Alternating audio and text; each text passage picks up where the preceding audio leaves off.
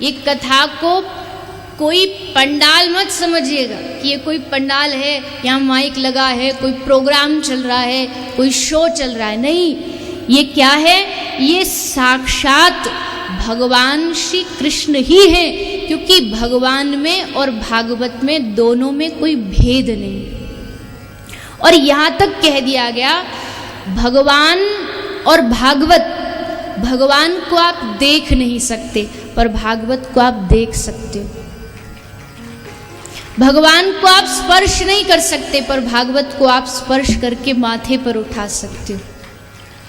भगवान को आप भागवत को खोल सकते हो, बांध सकते हो, गले से लगा सकते हो। यानी कि इसका अर्थ है भगवान का दर्शन करोगे तो केवल नैनों को सुख मिलेगा, पर भगवान की कथा सुनोगे तो तुम्हारे रोम रोम को सुख प्राप्त होगा।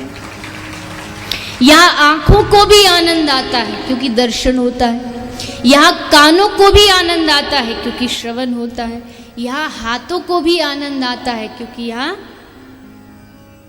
भजन आता है तो क्या करते हैं, यहाँ पैरों को भी आनंद आता है क्योंकि कीर्तन आता है तो क्या करते हैं, नृत्य करते हैं। यहाँ हर एक अंग को आनंद प्राप्त होता है। क्यों? क्योंकि ये भागवत का पंडाल, अर्थात किसी कारपेट पे नहीं बैठे हो, किसी गद्दी पे नहीं बैठे हो, किसी कोई बिछा हुआ कोई आपका कुर्सी चेयर हो उस पर नहीं बैठे हो, कथा पंडाल में बैठे हो, मतलब आप स्वयं श्री राधा कृष्ण की गोदी में बैठे हो।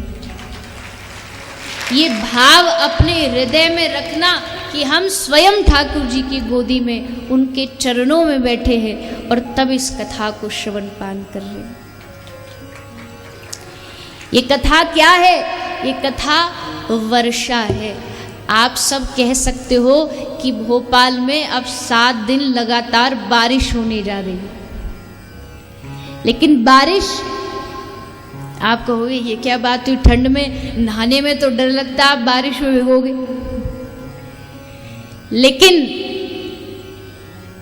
बारिश में, वर्षा में जब बारिश होती है ना तो बारिश का पानी खाली बहता है, नालियों में जाता है, सड़कों पर बहता है। लेकिन वहीं आप एक पात्र रख दो, बाल्टी रख दो, मटका रख दो, घड़ा रख दो, तो वही पानी जो व्यर्थ में, वेस्ट में बह रहा था, वो आपके पात्र में जमा हो जाता है। वैसे ही यहाँ 7 दिन की वर्षा होने वाली है। आपको क्या करना है?